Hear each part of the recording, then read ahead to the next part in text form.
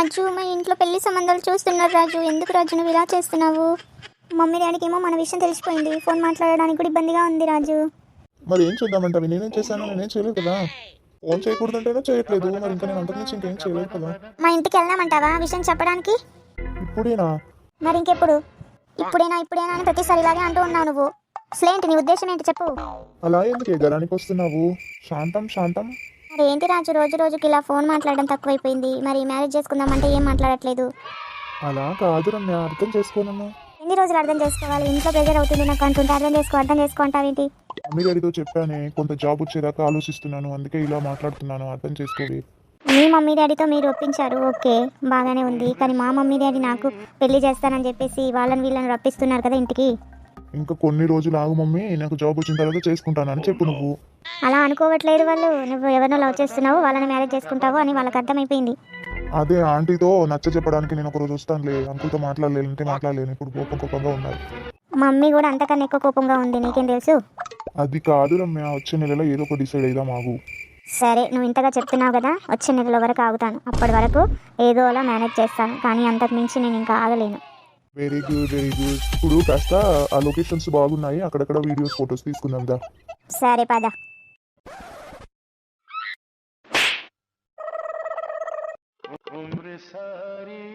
ఇటు తిరిగి నిల్చోయే. సరే. ఇంకో లొకేషన్ దగ్గరికి వెళ్దాం పద. ఎలా ఉంది ఈ పోజు? సూపర్ ఉంది రాజు, ఇలాగే ఉండిపోవాలనుంది. ఆహా,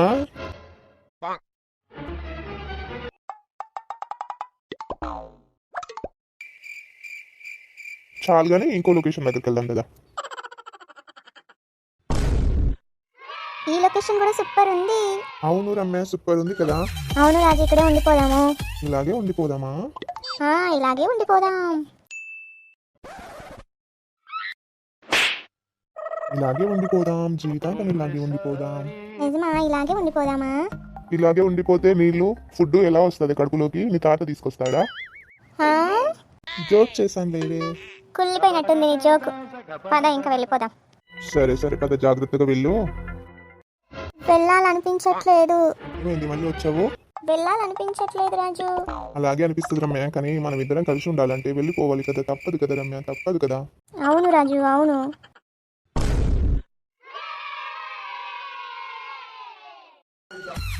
సావిత్రి, ఏంటండి? అయిందా టిఫిన్ కంప్లీట్? అవుతుంది. రాత్రి నీ కూతురు తినకుండానే పడుకుందా? తినకుండానే పడుకుంది, మనకు తెలియదు. ఎందుకే అడగలేదా నువ్వు తినవలేదని? అవునండి, ఉన్నది ప్రేమ నిజమే. ఎందుకంటే మళ్ళీ మోమాటంతో నన్ను అడుగుతారేంటి? కన్న కూతురు కదా ఎంతైనా, మరి తినకుండా పడుకుందేమో అని ఉండదు నీకు ఎంతైనా. ఉంటుంది. మరి కోపం ఎందుకు? అంత కోపం ఎందుకు? నాకు తెలుసండి మీ ప్రేమ, నాకు తెలుసు కదా. ఏంటి జోరుకున్నావు? జోరుకున్నాను, మరి జోరుగానే ఉంటాను. దూరం పడుకుంటే కానీ తెలియలేదు మళ్ళీ అలక అనేది. మళ్ళీ మీ అంతలో మీరే అలక తీసేసుకున్నారుగా. మరి నైట్ ఒంటరిలో పడుకోబెట్టావు నన్ను. ప్రతిదానికి మీరు మీ కూతురు నువ్వు అంటారు. ఏం చేయమంటారండి? అందుకే కోపం వచ్చి వేరే రూమ్లో పోయి పడుకున్నాను. సరేలే, నీ ఇష్టం వచ్చినా చేసుకోపో. మీకు బాధేంది? ఇలాగే చేయాలి. రోజు ఇలా దూరం పడుకుంటేనే మీకు అంత విలువ తెలుస్తుంది. అప్పటిదాకా మీకు విలువ తెలియదు, నా విలువ తెలియదు మీకు. రాత్రి బాగా కోపంగా పడుకున్నారు, తెల్లారగానే కిచెన్లోకి వస్తున్నారు. ఈ ఆడవాళ్ళు ఉన్నారే, మగవాళ్ళ వీక్నెస్ మీద కొడతారు.